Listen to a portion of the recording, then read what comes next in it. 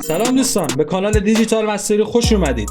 امروز قراره بهترین میانبرهای کامپیوتر رو بهتون یاد بدم که کارهاتون رو سریعتر و راحت‌تر کنید. حتما تا آخر ویدیو بمونید چون یه میانبر مخفی و جالب هم براتون دارم.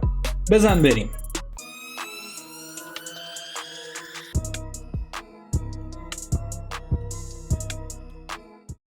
این میانبری که میخوام بهتون معرفی کنم میانبر کنترل C هستش. با این میانبر چیکار میکنه؟ میاد فایل هایی رو موجود در یک پوشه رو به حافظه موقت انتقال میده. با سلکت کردن فایل ها و زدن این میانبر کنترل C میتونیم این فایل ها رو به حافظه موقت انتقال بدیم و با رفتن به پوشه دوم اینها رو پیست بکنیم.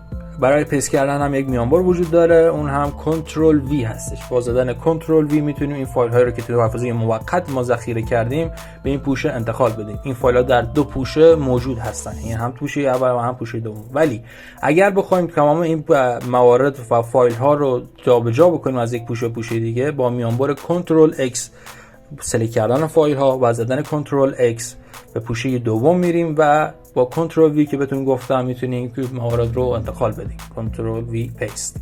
ولی اگه بخوایم این کارها رو برگردونیم و این فایل ها رو به پوشه اول برگردونیم، با زدن دکمه کنترل Z این موارد به پوشه اولی خودشون برمیگردن.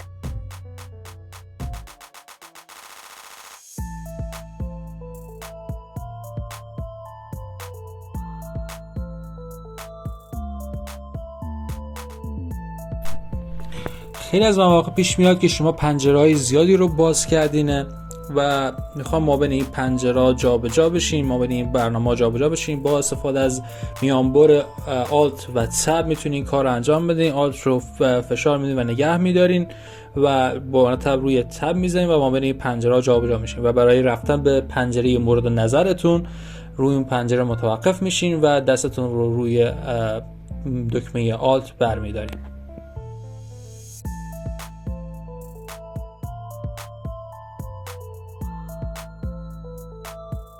موقعی پیش میاد که شما صفحات مختلف رو روی صفحه ویندوزتون دارید و میخواین اینا رو به صورت نیمه وصل در بیاریم. با استفاده از میانبر ویندوز و دی شما میتونید این کار رو انجام بدید و تمام این صفحات رو ببندید.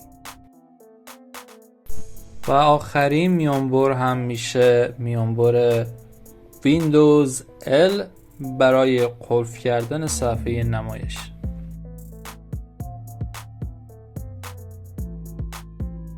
بریم سراغ میانبرهای مرورگر کروم. یکی از روش‌های اضافه کردن تب به مرورگرتون دادن همون به اضافه بالای صفحه است، ولی میتونی یک کار راحت‌تر انجام بدی و اونم با زدن کنترل T است. میتونی تب‌های مختلفی رو به صفحه مرورگرتون اضافه بکنی. و یک کار دیگه هم که میتونید انجام بدین برای بستن تب‌هاتون اینه که از میانبر کنترل W استفاده بکنید و از صفحات خودتون بدون زدن اون ضربدر بالای صفحه این کار انجام بدید. ولی اگر یک صفحه رو به اشتباه بستید و میخواین دوباره اون رو برگردونید، با استفاده از میانبر کنترل شیفت T میتونید کار رو انجام بدین و اون صفحه‌ای که قبلا بستین رو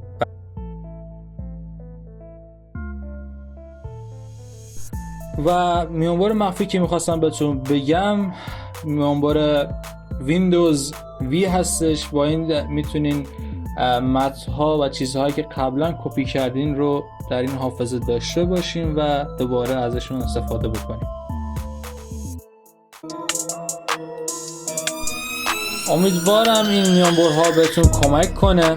کدومی که رو بیشتر استفاده میکنین توی کامنت ها بگین. لایک و سابسکرایب یادتون نره. توی ویدیوهای بعدی ترفندهای بیشتری براتون میذارم.